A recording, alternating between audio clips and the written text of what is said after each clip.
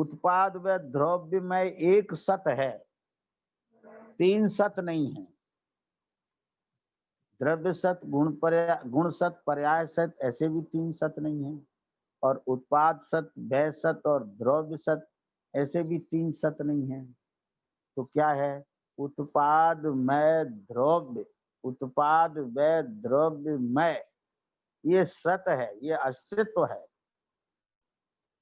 इस अस्तित्व को वस्तु धारण किए हुए है। क्या समझिए? इसलिए वस्तु परिणाम स्वभाव वाली है। वस्तु परिणाम स्वभाव वाली है।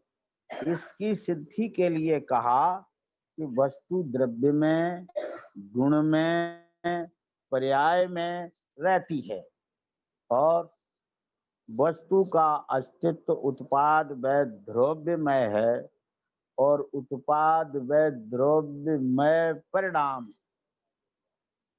परिणाम उत्पाद व द्रव्य में है। इसलिए वस्तु परिणाम स्वभावी है। ऐसा निश्चय कराने के लिए गाथा लिखी गई है। इसलिए आज निश्चय कर लेना कि वस्तु परिणाम स्वभावमय है। अब देखो भावार्थ में क्या लिखते हैं।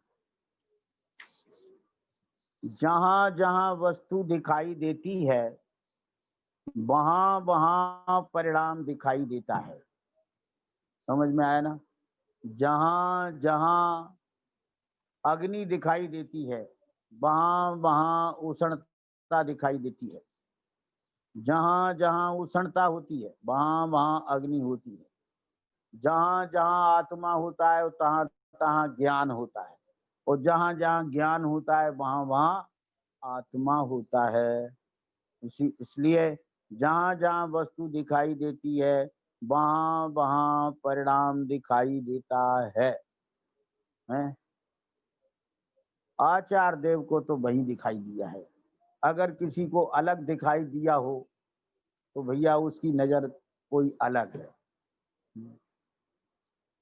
आचार्यों को तो परिणाम अलग दिखाई दिया नहीं।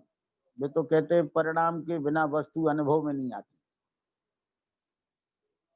अमृतचंद देव कहते हमारे अनुभव में तो नहीं आई परिणाम के बिना वस्तु। अब आप अपनी समझ लो। देखो क्या कहते हैं कि जहां जहां वस्तु दिखाई देती है वहां वहां परिणाम दिखाई देता है। कैसे? कि जैसे गोरस अपने दूध, दही, घी, छाछ इत्यादि परिणामों से युक्त ही दिखाई देता है। जहां भी गोरस होगा वहां वो दूध रूप हो अथवा दही रूप हो अथवा घी रूप हो अथवा छाछ रूप, माने वो इन्हीं परिणामों में मिलेगा गोरस। इन परिणामों से अलग गोरस नहीं मिल सकता। क्या समझ में? जहां जहां परिणाम नहीं होता वहां वहां वस्तु भी नहीं होती। पहले ये बताया जहां जहां वस्तु होती है वहां वहां परिणाम होता है। क्या ख्याल में? अब क्या कहते हैं कि जहां जहां परिणाम नहीं होता वहां वस्तु भी नहीं होती। क्या समझ में? जहां परिणाम नहीं होता वहां वस्तु नहीं होती। कैसे?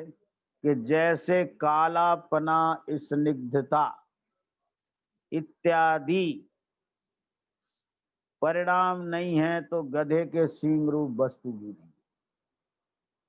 क्या समझ में? गधे के काला और चिकना नहीं है तो सींग भी नहीं है। क्यों? कि सींग का परिणाम है काला और चिकना। तो जहां जहां काला और चिकना हो, नुकीला हो, वहां सींग है। लेकिन गधे के ऐसा परिणाम है ही नहीं, इसलिए गधे के सींग नहीं है। क्या समझ में आया? और गधे के सींग रूप वस्तु भी नहीं है। इससे सिद्ध हुआ, क्या सिद्ध हुआ? कि वस्तु परिणाम रहित कदापि नहीं होती। क्या समझ? परिणाम रहित वस्तु कभी नहीं होती। क्या समझ? कुछ लोग तो ऐसी मान्यता वाले हैं कि जो वस्तु को परिणाम से भिन्न मानते हैं, और कुछ ऐसी मान्यता वाले भी हैं जो भिन्न तो नहीं मानते, लेकिन ये कहते हैं कि भिन्न देखे बिना अपने प्रयोजन की सिद्धि नहीं होती। क्या? वे कहते हैं अपने प्रयोजन की सिद्धि करने के लिए परिणाम से भिन्न आत्मा देखने पर ही अपने प्रयोजन की सिद्धि होती है। क्या समझते? ऐसी मान्यता, एक मान्यता ऐसी कि जो परिणाम और द्रव्य को भिन्न ही मानते हैं। दूसरे कुछ ऐसे भी हैं जो कहते हैं कि द्रव्य से परिणाम भिन्न नहीं होता और परिणाम से भिन्न द्रव्य नहीं होता, लेकिन अपने प्रयोजन की सिद्धि के लिए वो परिणाम से भिन्न द्रव्य को देखना है। क्या समझ? तो हम ये कहते हैं कि ऐसे प्रयोजन की सिद्धि हो ही नहीं सकती है। क्यों नहीं हो सकती है? कि जहां परिणाम है वहीं वस्तु है। वस्तु परिणाममय है तो परिणाम से भिन्न आपको दिखेगी ही नहीं, और यदि आप देखना चाहते हैं तो आपको वस्तु दिखेगी ही नहीं, आपको कल्पना हो जाएगी। क्या समझना? क्यों हो जाएगी? क्योंकि परिणाम मय होती है वस्तु। इस ज्ञान ज्ञान परिणाम मय है आत्मा। तो आत्मा को यदि आप ज्ञान परिणाम से भिन्न देखने जाओगे तो आपको आत्मा दिखेगा ही नहीं।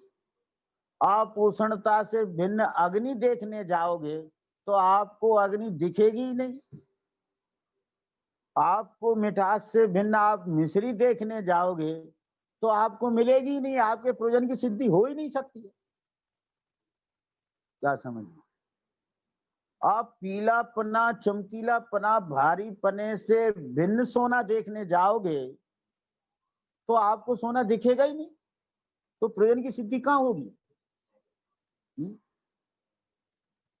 ये तो आपने कल्पना कर रखी है। क्या? कि हम परिणाम से भिन्न देखेंगे तो हमें आत्मा दिख जाएगा और हमारे प्रयोजन की सिद्धि हो जाएगी, लेकिन आपके प्रयोजन की सिद्धि होगी ही नहीं। क्या समझना है? क्यों नहीं होगी? क्यों? वस्तु परिणाम में रहती है।